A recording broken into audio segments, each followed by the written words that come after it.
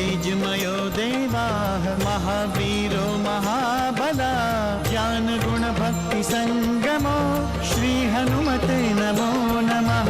जय हनुमान संकट मोचन जय हनुमान। जय हनुमान संकट मोचन जय हनुमान। केसरी नंदन तिहु जगवंदन अंजनी सुत बलधारी। केसरी नंदन तिहु जगवंदन अंजनी सुत बलधारी। संकट मोचन नाम तुम्हारा संकट मोचन नाम तुम्हारा हर संकट पे भारी। जय हनुमान संकट मोचन जय हनुमान। जय हनुमान संकट मोचन जय हनुमान। संकट उसके निकट न आवे ले जो शरण तुम्हारी। संकट उसके निकट न आवे ले जो शरण तुम्हारी। संकट मोचन नाम तुम्हारा संकट मोचन नाम तुम्हारा हर संकट पे भारी। जय हनुमान संकट मोचन जय हनुमान। जय हनुमान संकट मोचन जय हनुमान। आप सभी का प्यार और आशीर्वाद तथा पिताजी की अनुमति से मुझे हनुमान जी की कथा सुनाने का ये मंगल अवसर प्राप्त हुआ है। यदि तुम वानर के रूप में वहाँ जाओ तो किसी को हम पर संदेह भी नहीं होगा। क्या हो गया तुम्हें? गधा। क्या कर रहे हो इतनी रात को यहाँ? गधा गधा। प्रश्न ये है कि वो यहाँ आया कैसे? कौन इतना बलशाली है जिससे तुम डर गए हो? मैं चाह रहा हूँ कि कुछ दिनों के लिए हमारी पुत्री कुंजर प्रदेश चले। हम कल ही यहाँ से जाने की व्यवस्था कर देते हैं। मंगल मूर्ति मारुति नंदन सकल अमंगल मूल निकंदन पवन तनय संतन हितकारी हृदय विराजत अवध बिहारी महावीर बिन वाउन हनुमाना राम जासु जस आप बखाना। प्रिय भक्तों, केसरी नंदन हनुमान की कथा बड़ी ही आनंद देने वाली है। विशेष रूप से अपनी शिव प्रदत्त गदा के साथ उनका स्वरूप अति दिव्य और विशाल हो जाता है। यदि वे चाहते तो राक्षसों और दानवों का संहार भी कर सकते थे, किंतु उन्होंने उन्हें केवल दंडित किया, केवल अपनी शक्ति का संकेत दिया उन्होंने। दानव अभी तक उनकी गदा का रहस्य नहीं समझ सके थे, किंतु वो इतने भयभीत हो गए थे कि वो बालक हनुमान को देखते ही कांप जाते थे। पंडित जी, इतना कुछ होने के बाद भी असुर उनके पीछे क्यों पड़े थे? बाली का गुप्तचर तो अभी भी महल में ही चक्कर काट रहा था। वो तो केसरी नंदन का चमत्कार देख ही चुका था, तो फिर वो अब क्या चाहता था? दानव सरदार विद्युत हो या वानर राज बाली, सबका एक ही उद्देश्य था, और वो था कि केसरी नंदन का अंत कर दे, जिससे आने वाले समय में उनकी सत्ता सुरक्षित रह सके। बाली की चिंता तो आप सभी जानते ही हैं। उसे जब भी बालक की दिव्य शक्ति की सूचना मिलती थी, वो चिंतित हो जाता था। महाराज की जय हो।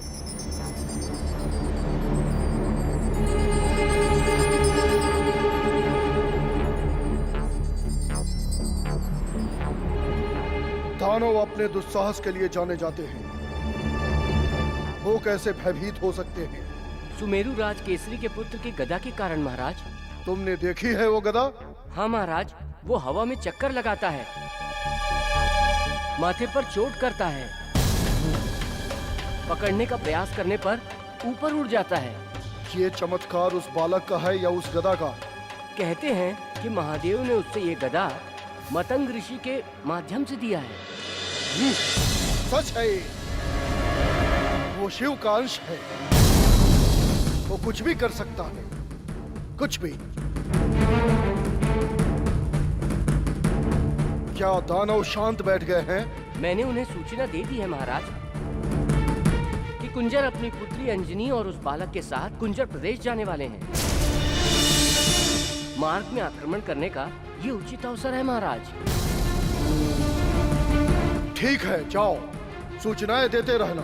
जो आज्ञा महाराज।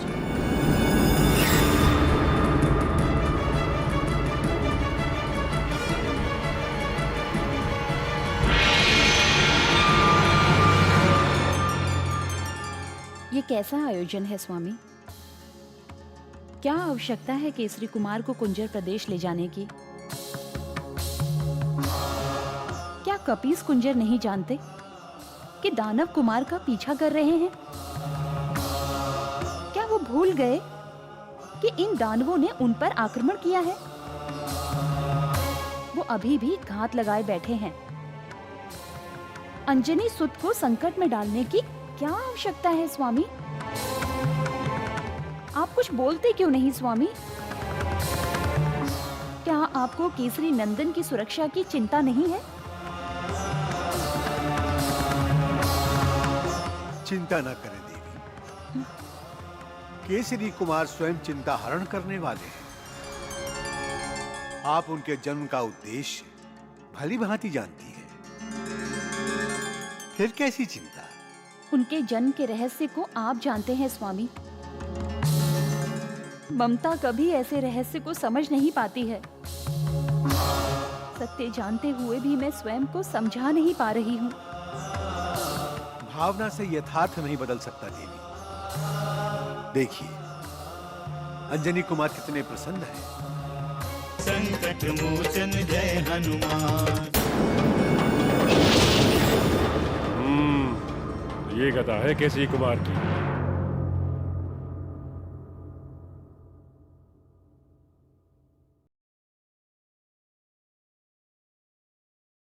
संकट मोचन जय हनुमान।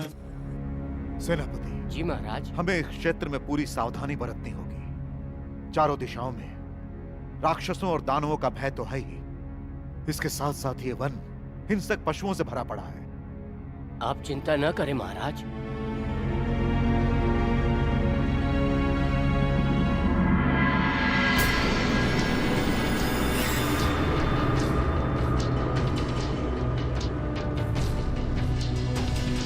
जब ये सो जाएंगे तब हमें बालक को उठा लेना होगा। यदि जरा सी भी भूल हुई तो बालक हमारे हाथ नहीं आएगा। सबसे पहले उसका गदा नष्ट करना होगा। लगता है सब सो गए हैं। जाओ, जाकर उस गदा को उठा कर लाओ। शेष कार्य मैं कर दूंगा। जाओ, जाओ।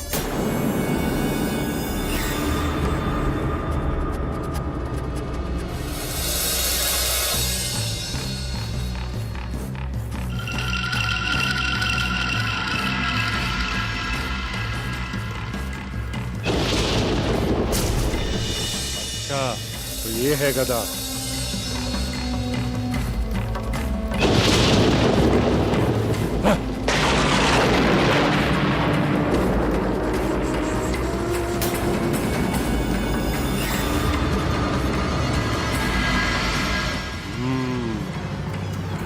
अकम्प अब बच नहीं पाएगा। अब तक वो नहीं आया, इसका अर्थ है कि वो मारा गया। हमें चलकर देखना चाहिए। यदि तुम्हें अपने प्राण देने हैं तो जाओ।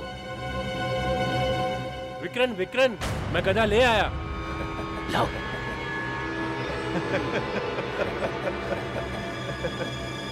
मिल गई गधा। ये देखो, कोई चमत्कार नहीं है इसमें। पर ये वो गदा नहीं है। ये तो कोई साधारण गदा है। वहां और कोई गदा नहीं है, चलकर देख लो। एक यही गदा थी। अब तुम बालक को उठा लाओ।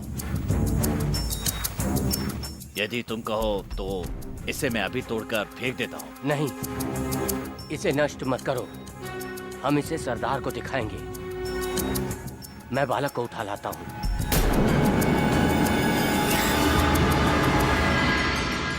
देखिए स्वामी, देखिए, मेरी आशंका सत्य हो रही है। रोकिए इस दुष्ट को, ये केसरी नंदन के पास जा रहा है। आप उनकी ऐसी परीक्षा क्यों ले रहे हैं? आप इन असुरों को रोकते क्यों नहीं? ये परीक्षा नहीं है देवी, ये तो केसरी नंदन की लीला है। आप भी इस अद्भुत लीला का आनंद लें। अभी तो केसरी कुमार के पास वो गदा भी नहीं है स्वामी। वो कौन सी लीला करेंगे? हम भी यही देखना चाहते हैं देवी पार्वती।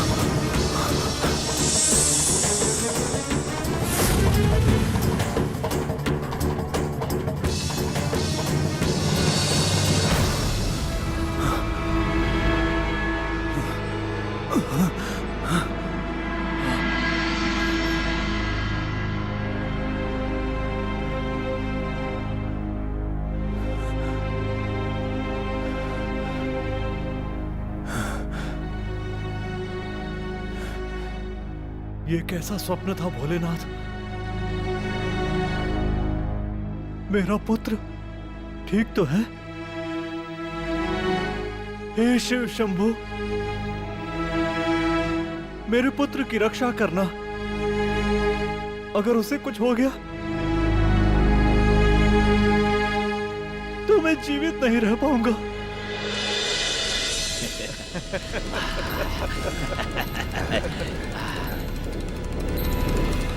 हम सरदार विद्युत से यही कहेंगे कि यही बच्चा हमारे अंत का कारण बनने वाला है। और इसी के कारण कुंजर को युद्ध में सफलता मिली थी और सरदार विद्युत खुश होकर हमें ढेर सारा धन देंगे।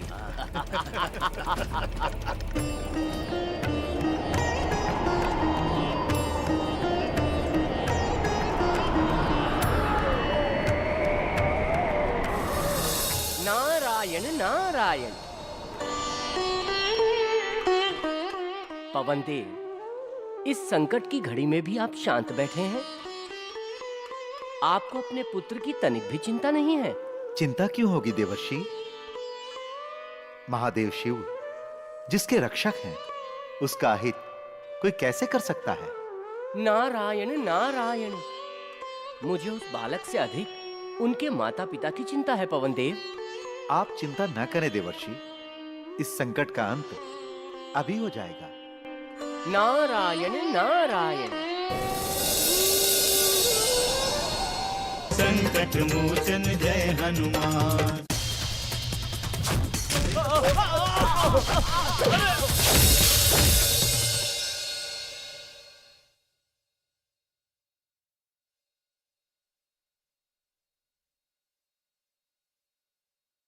संकट मोचन जय हनुमान।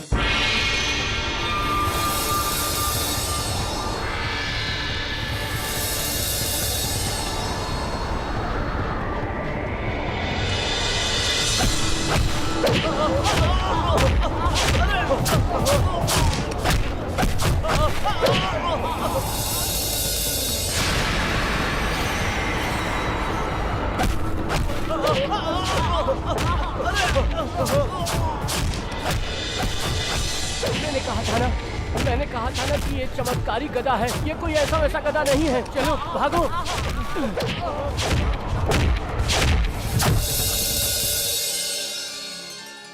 धन्य है स्वामी, धन्य है आपकी लीला।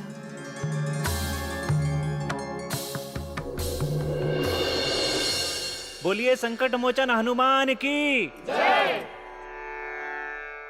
भक्तों, जहां हनुमान जी होते हैं वहां आनंद की वर्षा होती है। जहां हनुमान जी की कृपा होती है वहां प्रेम की गंगा बहती है।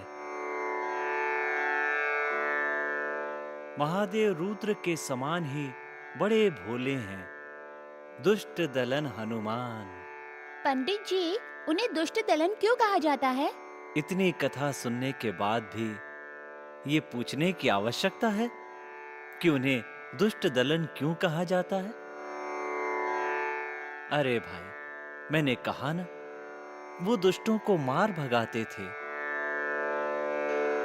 दानवों ने जब भी कोई चाल चली, हनुमान जी की गदा उन पर बरस पड़ी। दंड देने में तनिक भी देर नहीं करते शंकर सुवन केसरी नंदन हनुमान जी। अब तो सारे असुर हनुमान जी से डरकर भाग गए होंगे पंडित जी। अरे नहीं, असुर तो इसलिए असुर कहे जाते हैं कि वो किसी भी बात को इतनी जल्दी समझ नहीं पाते हैं। बार बार एक ही गलती करते हैं। वैसे पवन देव की सहायता से केसरी नंदन ने दुष्ट दानव की खूब पिटाई की। उस समय वो सारे दानव किसी तरह जान बचाकर भाग निकले। पिता और पुत्र ने, यानी पवन देव और अंजनी सुत ने मिलकर अद्भुत लीला की। फिर क्या हुआ पंडित जी? अब खुशी मनाने का समय था। पवन देव ने अपने पुत्र को पास बुला लिया।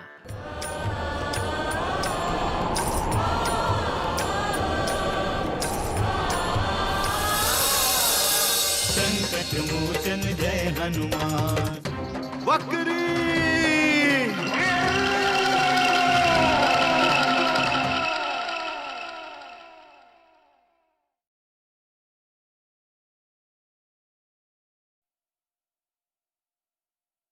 संकट मोचन जय हनुमान।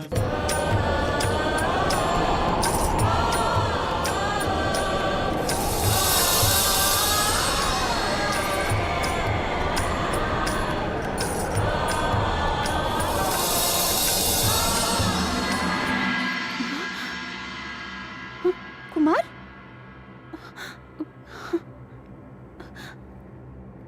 कुमार,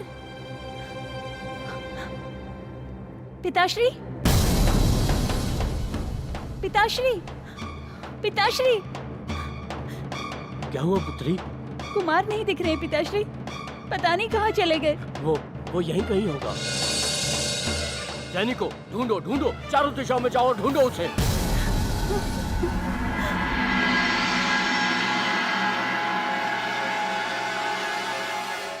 लगता है आपकी माता श्री बहुत चिंतित है आपके लिए। चलिए आपको पहुंचा दूं।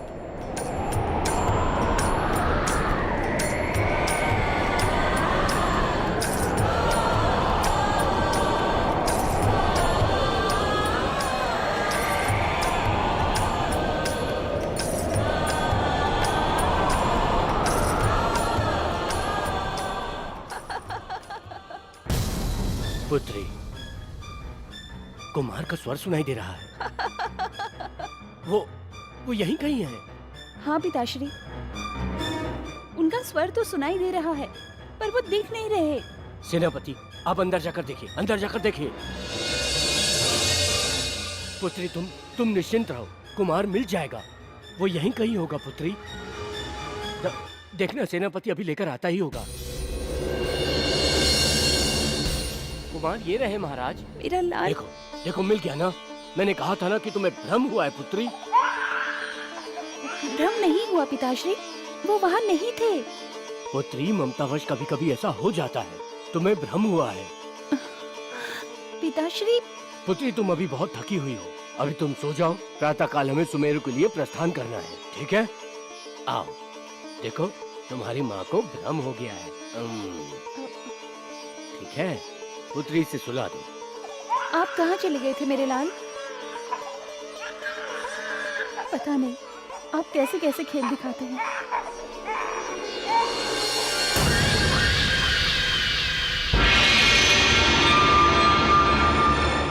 हमने सारे प्रयास कर लिए सरदार, कुछ भी बाकी नहीं छोड़ा। समझ में नहीं आता कि वो है क्या, देवता, दानव, मानव या कोई और प्राणी। इस बार तो हम उसे उठा चुके थे, पर थोड़ी ही देर में पता नहीं उसने ऐसा क्या किया कि अचानक भयानक आंधी आ गई। वो मेरी गोद से अचानक हवा में उड़ने लगा सरदार। चुप हो जाओ।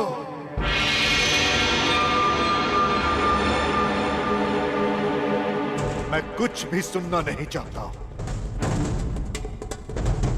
मैंने किष्किंधा के राजा बाली को वचन दिया है, इसे पूरा करना ही होगा। तुम दोनों जाओ, जाओ। वक्री, वक्री।